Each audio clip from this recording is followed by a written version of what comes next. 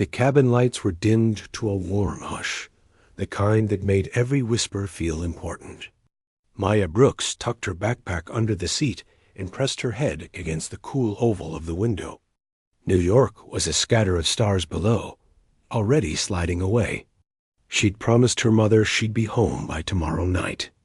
If the weather, the world, and her own tired heart cooperated, she might actually make it. Across the aisle, a man in a slate suit adjusted his cufflinks like the world was watching. Maya knew his face from billboards and business articles her coworkers passed around like scripture. Jonathan Hayes, tech giant, turnaround artist, the man who built bridges to the future. He had the kind of presence that made flight attendants stand straighter and speak softer. He didn't lower his voice when he asked for something. He didn't have to. Maya didn't intend to stare. She didn't intend to see anything at all. She slid her headphones on and scrolled to a playlist labeled Keep Breathing. But the night had a way of showing itself in the small things. The shiver in her shoulders from recycled air. The polite smile she offered the attendant when she asked for a blanket. The clipped reply, "We're out," that landed cold on her lap. A minute later, the same attendant returned with a folded wool blanket for Mr. Hayes, tucked it into his hands with a bright, careful smile. "Of course, sir. Anything else for you tonight?" Maya's lips pressed together, a gentle, practiced shape like closing the door without making a sound. Not anger, just the familiar weight of being told to wait her turn in a world where her turn rarely came. The engine settled into a steady hum. The plane's rhythm smoothed the edges of her thoughts. A baby fussed somewhere in the back, a sleepy protest, quickly soothed. Maya pulled out a pen and on the back of her boarding pass scribbled a note to herself. "Don't apologize for taking up space." She underlined it once, then twice. She had needed that sentence a dozen times this week, and every week before it. Turbulence tapped the wings. A few heads lifted, then dipped again. The seatbelt sign pinged. Maya breathed in through her nose, out through her mouth, just like her dad taught her before every storm. Nothing lasts forever, baby girl. Not even the bumpy parts. Across the aisle, Mr. Hayes wasn't doing well. His hand tightened around the armrest. The veneer of control slipped. Sweat beaded near his temple. He lifted the blanket like a shield, and then seemed to forget what to do with it. The flight attendant leaned in, voice low, a practiced calm that hummed just a little higher for men like him. He nodded, but his eyes were far away. Maya watched a second longer than she meant to. It was the human part of her older than resumed lines, tougher than the judgments she swallowed. She slid her headphones down to her neck and leaned slightly toward the aisle. "You look tired," she said softly. His head turned surprised, almost offended, and then the surprise melted. He saw her for the first time, really saw her. Not the row, not the generic passenger. A person. "I beg your pardon?" "You look tired," she repeated, gentle as a blanket. "You could close your eyes. The world won't end without you for a couple hours." For a heartbeat he stared, like her words had come from some place the jet couldn't reach. He exhaled, the kind of breath that had been trapped behind his ribs all day. "I." He almost smiled, the corner of his mouth remembering how. "Thank you." Maya settled back, not expecting more. She didn't need a scene. She needed rest. She drew the shade up a finger's width. Night poured through like ink. Somewhere over Pennsylvania, they were all just people in a metal bird, hoping the sky would hold. A soft clatter from the galley. Wheels of the drink cart shivering against the aisle's grooves. The attendant's voice drifting, still or sparkling. Maya accepted water with a nod. The woman behind her said loudly to no one in particular, "Some people handle turbulence better. Frequent flyers, you know." The words turned, curved, and found their mark. Maya didn't flinch. She twisted the cap and took a sip, A small voice in the row ahead asked, "Are we falling?" A dad voice answered, "No, buddy. Just dancing with the clouds." A chorus of nervous chuckles followed. Even fear wanted to polite up here. The plane shook again harder this time. A ripple of gasps. The overhead bins thunked. A bottle rolled and knocked against plastic. Maya closed her eyes and pictured her mother's porch light. "In through the nose," her father's voice said from a kinder ear. "Out through the mouth. Count 4, then 4. Across the aisle, another breath from Mr. Hayes, ragged, untrained. He caught Maya watching and didn't look away. "Does this bother you?" he asked, the question quieter than his reputation. "It bothers everyone," she said, offering him the tiniest smile. "We just put different faces on it." He nodded like he'd never considered that before. The blanket settled over his lap like a white flag. Minutes stretched. The hum of the engine steadied again. Conversations resumed in cautious pieces, as if the plane might punish them for speaking too loud. Maya let her head tip toward the window and watched a chain of lights crawl across the ground. Highways, maybe, or a river of cars racing to somewhere important.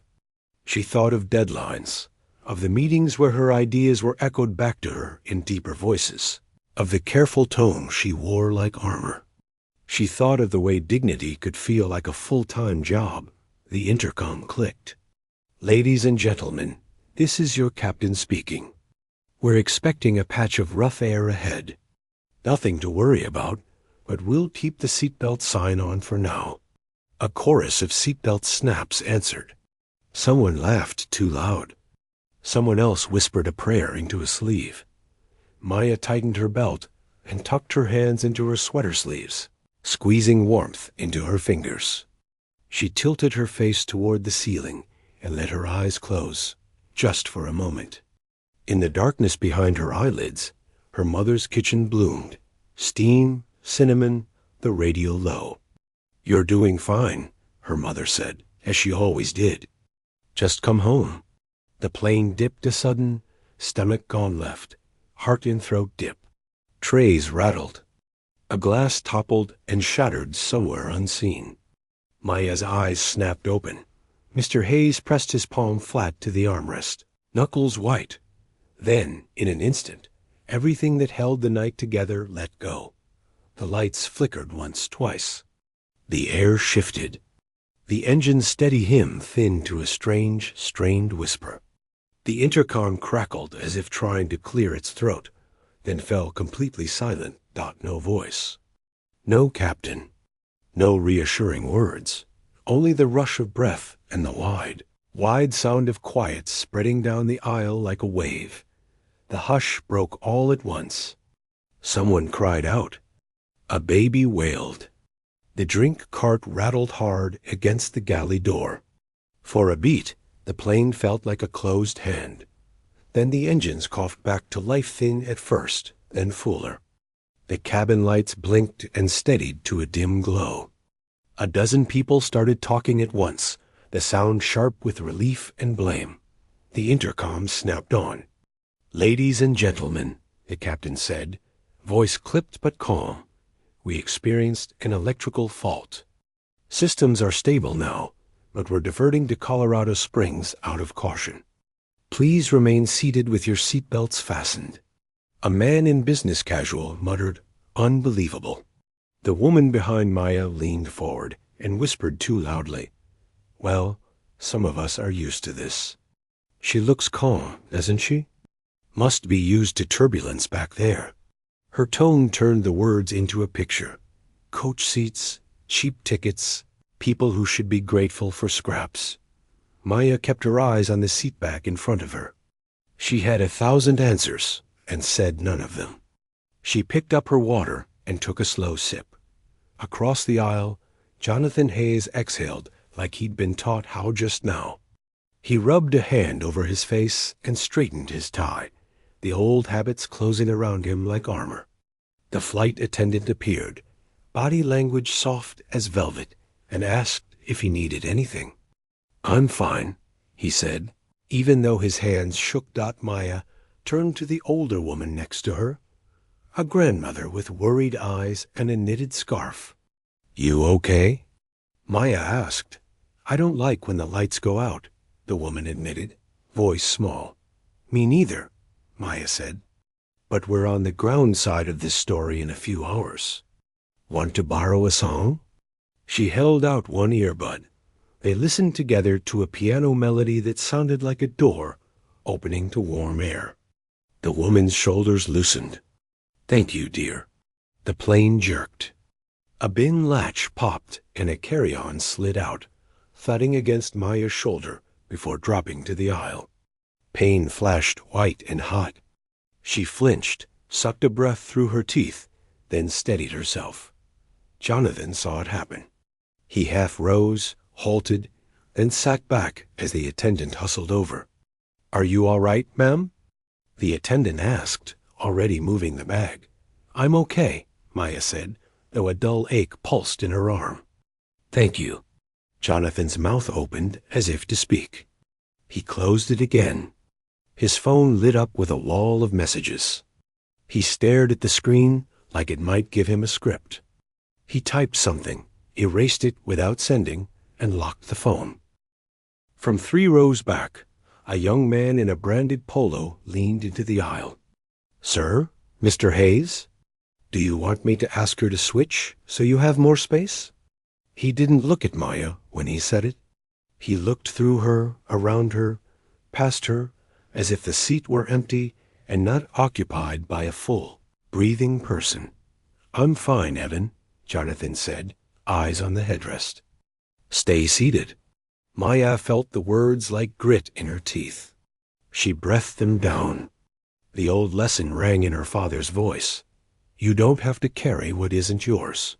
She let it pass. Most of it, anyway. The captain spoke again. We'll begin descent shortly. Flight attendants, prepare the cabin. Belts clicked tighter. Hushed prayers threaded the air. Maya watched Jonathan's hand hover above the armrest, then land. He didn't look in her direction, but his voice, quieter than any quote she'd ever read of his, found a path across the aisle. Thank you. For earlier. She glanced over. You're welcome. I should have. He stopped. The sentence fell apart between his teeth. He cleared his throat. We'll be on the ground soon. Yes, she said. We will. The plane dropped through a layer of cloud. The world outside vanished. The windows showed only gray. Someone gasped at the bump that followed. The wheels reached, then found, the runway with a long, rubbery grip. A wave of clapping broke out, nervous, grateful, messy. Maya joined in once, a single clap that felt like a nod to the people in the cockpit who had threaded them down. Taxiing took forever. At the gate, the attendants did the post-crisis ballet voices, a little brighter than usual, motions a shade too quick. We appreciate your patience, one said, the words worn around the edges from use. We'll deplane by rows. Phones came alive with a jittery chorus of chimes and pings as service returned. News alerts. Missed calls. Lives rushing back to meet them with outstretched hands and crowded calendars. In the press to stand. The woman behind Maya bumped her again. Oh, sorry. The sorry didn't sound like an apology. It sounded like punctuation to a sentence she wasn't done writing. Maya waited. No need to shove. The grandmother patted her hand. You were very calm, dear, she said. Sometimes calm is just quiet on the outside, Maya said with a small smile. But it still counts. They stepped into the jet bridge. Cold air, fluorescent lights, the smell of wet rubber and coffee. At the top of the ramp, an airline agent with a crisp badge and tired eyes held a clipboard and a microphone. Due to weather and maintenance, onward flights tonight are canceled. We're arranging hotel rooms and meal vouchers. Please line up according to the signs. The signs sorted people into categories with the casual cruelty of bureaucracy. First class? Families with children, priority. Everyone else. The first line moved fast. The second line moved eventually. The third line didn't move much at all. Maya took her place in the everyone else line. She held her boarding pass like a passport to a country that sometimes didn't want her. Jonathan stood under a different sign. The agent called his name before he made it to the rope. His new boarding pass printed with a confident whir. A voucher and a bottled water slid across the counter to join it.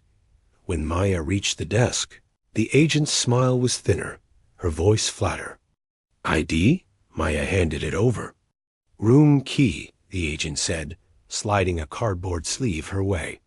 Vouchers. She placed 2 paper slips on the counter, then set her palm gently over a stack of bottled waters and shifted them an inch farther from reach. We're out of waters for this line. Maya nodded slowly. Okay, thank you. She tucked the key and slips into her bag. Her arm ached where the bag had hit her. She flexed her fingers once, then let them rest. Out of the corner of her eye, she saw Jonathan watching the interaction. A small one moved over his face. He opened his mouth like he might say something. Then the agent called the next name, and the moment floated away in the airport air dot in the shuttle line to the hotel. The young man in the polo Evan spoke loudly into the phone. Yes, we'll need a suite. No, I don't want to wait with the general crowd. He looked straight at Maya, and then through her, words like glass between them. Snow had started, soft as ash. It dusted the shoulders of coats and the edges of rolling bags. The shuttle arrived with a squeak of brakes. People jostled. The driver counted seats and closed the door on empty space because rules said 3 more were coming. Maya ended up standing, one hand on the overhead bar, feet planted, the rhythm of the road moving up her spine.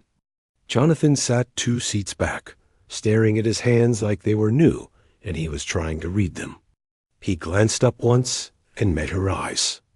She held the look for a breath, then offered the smallest nod, the kind that says, "We survived a thing."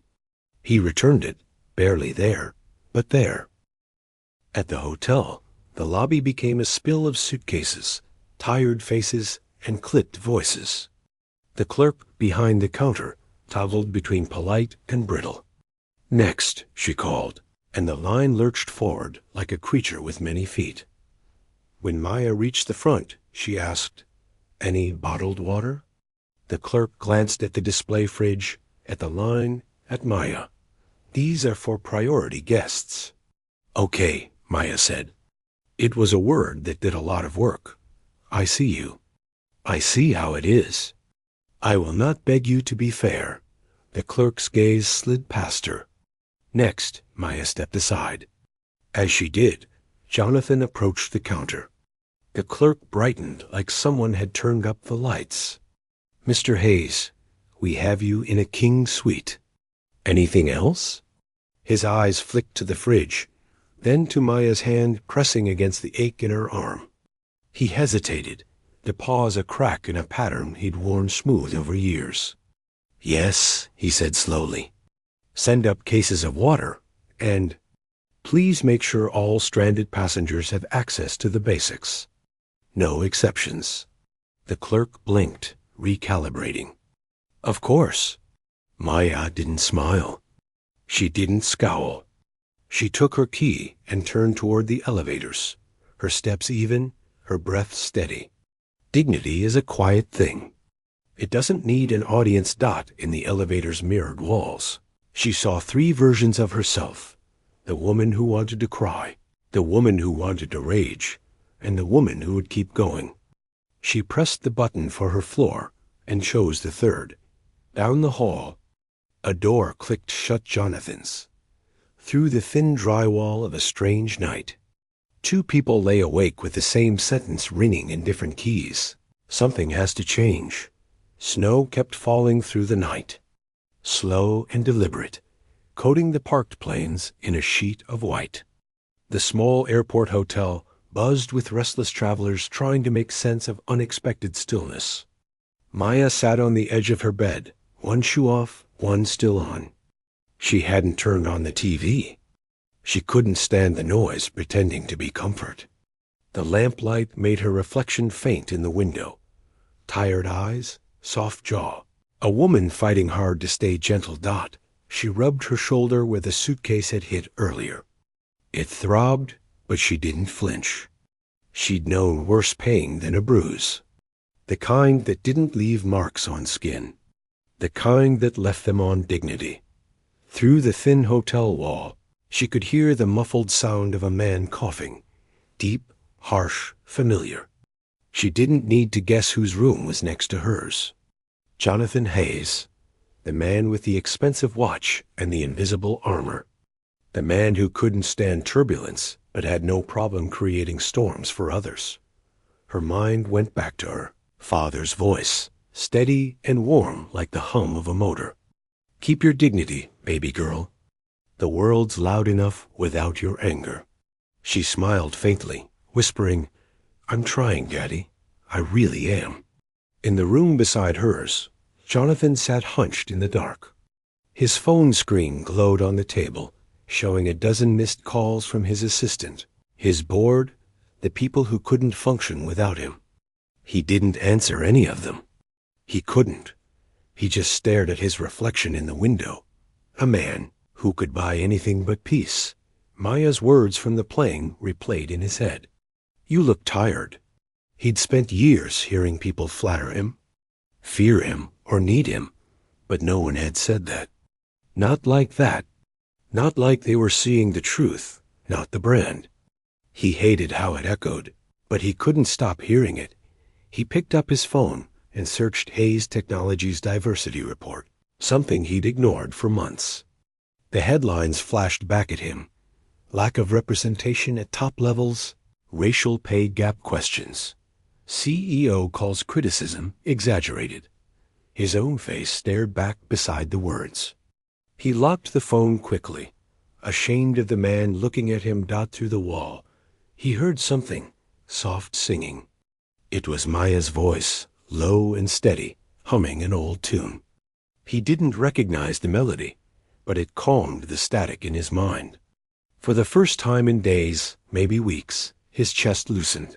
She had no idea he was listening. She sang for herself, to keep her spirit from collapsing into fatigue. The world won't end if you close your eyes. She smiled at her own memory, shaking her head. I meant that for him, she whispered. But maybe I needed it too. The night stretched long. Somewhere around 2 a.m., Maya heard a knock at the adjoining wall. Not loud, just 2 hesitant taps. She froze, wondering if it was an accident. When she didn't answer, the sound came again. She stood and crossed to the wall. You okay over there? She called softly after a pause. A tired voice replied, I think so. Just can't sleep. She hesitated. You should try. The world will still be here in the morning. He gave a short laugh. You sound like someone who believes that. I have to, she said. Otherwise, it gets too heavy. Neither spoke for a while. The silence between them wasn't cold. It was something else. Human. Fragile. Morning came with a pale light leaking through the curtains. Maya dressed quietly and went downstairs to the lobby. The snow outside made everything look equal. Cars, trees, roofs, all the same shade of white at the breakfast buffet. The line was long and the mood short. A clerk behind the counter was arguing with a black man trying to get food. Sir, the buffet's at capacity, she said sharply. You'll have to wait. There's space right there, he pointed, confused. Sir, please step aside, she repeated, voice tight with authority. Maya stepped forward before she could stop herself. That's not right, she said. You're serving everyone else. The clerk turned, irritated. Ma'am, please don't involve yourself. But Maya didn't move. Her voice stayed calm but firm. I'm not involving myself. I'm standing where fairness should be. A few heads turned. The room went quiet in that uncomfortable way truth creates. Then, from behind her, another voice spoke, low, commanding. She's right.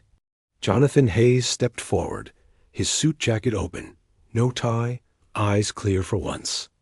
The clerk blinked in recognition, her entire demeanor shifting. Mr. Hayes, I didn't realize. He cut her off gently.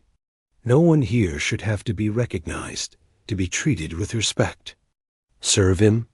The man at the counter looked stunned, mumbling a quiet thank you. Maya turned, her eyes meeting Jonathan's. For a moment, neither said a word. It was the same silence they shared on the plane, but this time it felt different. Not awkward, not fragile, just real. Later, they sat with coffee cups in a corner of the lobby. The snow outside glowed gold under the morning sun. Jonathan stared into his cup. I spent half my life thinking fairness was automatic, that if I wasn't the one being cruel, then I wasn't part of the problem. Maya nodded slowly. That's what a lot of people think. But silence isn't neutral. It's permission. He winced, but not in anger, in recognition. When you said I looked tired, he began, I thought you were being sarcastic. But you weren't, were you? She smiled faintly. No, I just meant what I saw. You looked like a man running on fumes, trying to pretend he wasn't human. Jonathan's gaze dropped. Maybe I forgot how to be one. Then maybe, she said gently.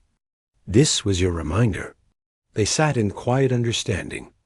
Two strangers bound by the storm that had forced them to see what the world usually hid. When they boarded the rescheduled flight that afternoon, Maya walked to her economy seat. As she reached her row, she stopped. Jonathan Hayes was standing there, ticket in hand. Is this seat taken? He asked, a trace of humility in his tone. She blinked, surprised.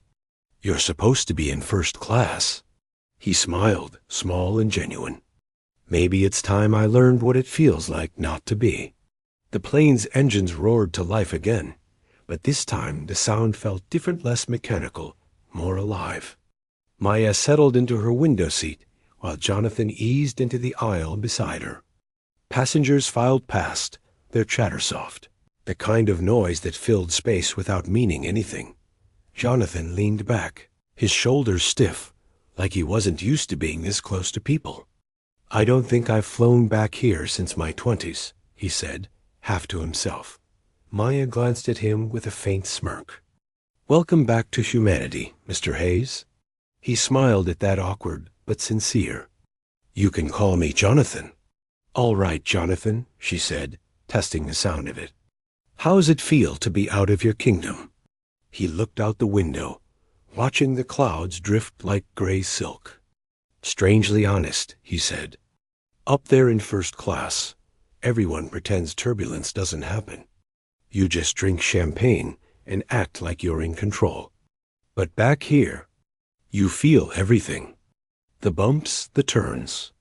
It's real. Maya nodded.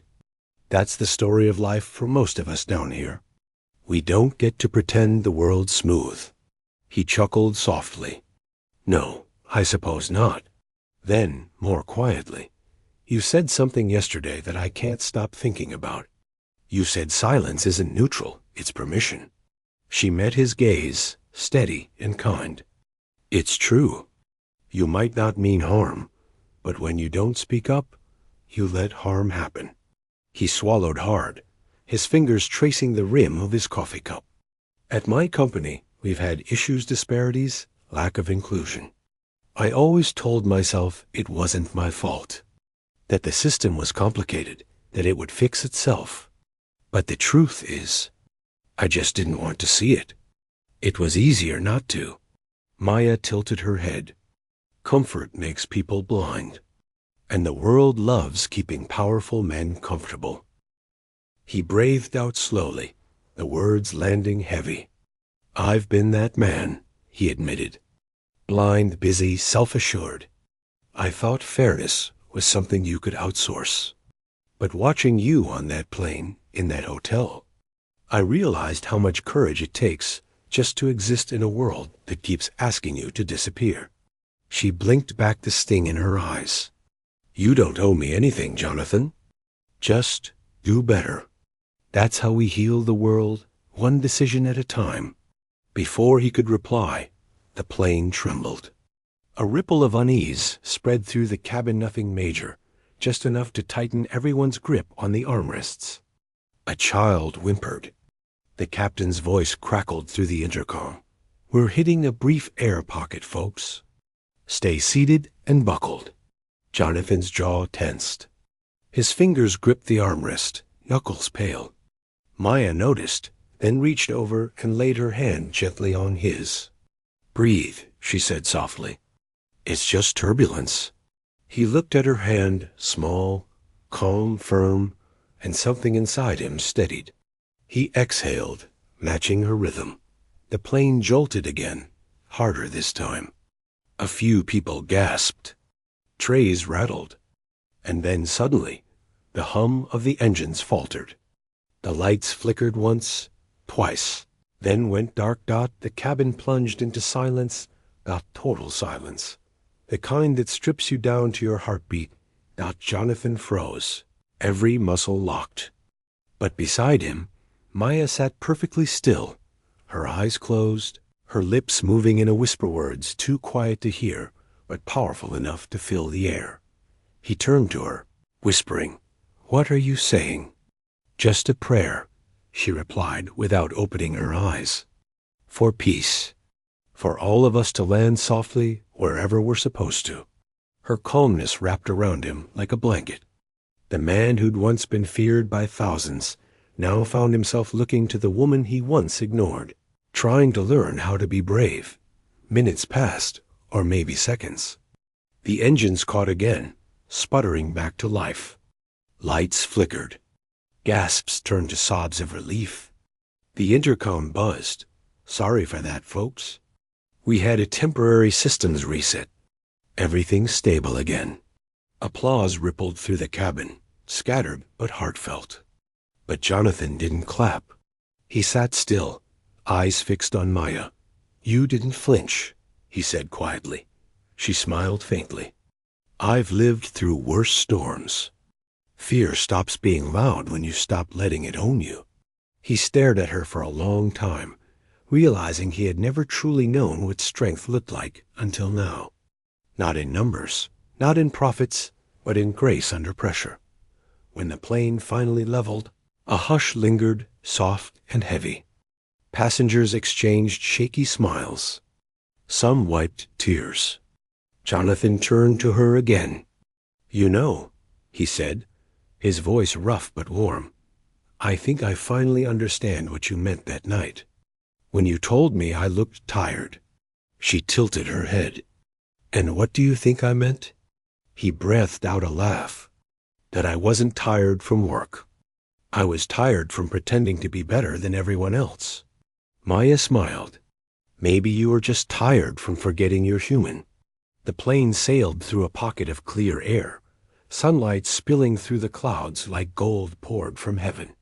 For a moment, the world outside and inside the cabin felt weightless. Jonathan leaned back, his shoulders finally relaxed. When we land, he said quietly, I'm going to fix things at my company. Not with a press release or a statement, but by listening. For once, by actually seeing people. Maya turned back to the window, watching the light shimmer across the wing. That's a good start, Jonathan. The world doesn't change all at once. It changes one open eye at a time. They didn't need to speak after that. The silence between them wasn't empty anymore. It was full of understanding, of forgiveness, of something that felt a lot like hope. The flight landed under a sky streaked with gold and gray, the kind of light that makes everything look softer than it is. When the wheels touched the runway, no one clapped this time. They just breathed deep, grateful, silent breaths, as if the air itself had changed somewhere between the clouds and the ground. Jonathan waited until the aisles, cleared before standing. Maya reached for her bag, careful and unhurried. He hesitated, then spoke in a voice low enough that only she could hear. "I don't think I'll ever forget this flight." She smiled faintly, the corners of her tired eyes crinkling. Some journeys aren't meant to be forgotten. At the gate, the passengers scattered into their separate lives. Maya walked toward the connecting terminal, while Jonathan was met by his assistant Evan, pale and frantic, phone in hand. "Sir, there's a conference call waiting. The board's in chaos after the delay. Your schedule?" Jonathan held up a hand. "Cancel everything until tomorrow." Evan blinked. "Sir?" "I said cancel," Jonathan repeated, his tone softer but firmer than before. "For once, the world can wait." He watched Maya disappear into the crowd, her steady stride cutting through the noise of rolling suitcases and rushing feet. He wanted to call after her, to say something more, but words suddenly felt too small for what had changed. 2 days later, Jonathan sat in his corner office on the top floor of Hayes Technologies. The view stretched across the city skyline, vast and distant, but for the first time, he didn't feel taller because of it. He looked at the diversity report on his desk, the one he'd ignored for months, and began reading. Really reading. Every line. Every number. Every uncomfortable truth. When his HR director entered, Jonathan didn't look up right away. "We're starting over," he said simply. "Every department. Every policy. I want new hiring practices, mentorship programs, community initiatives. Not for the press for us. For the people who've been carrying this company unseen." The director blinked in disbelief. "Sir, what brought this on?" Jonathan closed the report and finally met her gaze. "A woman on a plane reminded me that leadership without empathy is just arrogance dressed in a suit." Meanwhile, halfway across the country, Maya finally reached her mother's house. The old porch light was glowing like a welcome sign. She stood there for a moment before knocking, letting the peace of home settle into her bones. Her mother opened the door, arms wide, smile warm. "You look tired, baby," she said, pulling her in. Maya laughed softly. "That's funny. Someone told me the same thing on a plane." Inside, the air smelled of coffee and cinnamon, the kind of warmth that healed quietly. She told her mother the story in pieces about the flight, the fear, the silence, and the unexpected humanity that followed. Her mother listened, eyes full of that deep knowing that mothers carry. "Maybe God sat you next to that man for a reason," she said. Maya smiled. "Maybe he did." A week later, a letter arrived in a crisp white envelope, the name embossed in neat black font, Hayes Technologies. She almost didn't open it, expecting a formality, maybe an apology. "But it wasn't that, dear Ms. Brooks. I've thought a lot about what you said about being tired. You were right. I was tired of pretending that success excused blindness, of carrying power without purpose. You reminded me that humanity has no hierarchy. Thank you for opening my eyes. With gratitude, Jonathan Hayes." Maya read it twice, her hand pressed to her chest. Then she folded the letter and placed it between the pages of her father's old Bible, the one that still smelled faintly of engine oil and prayer. That night, she stood by her bedroom window.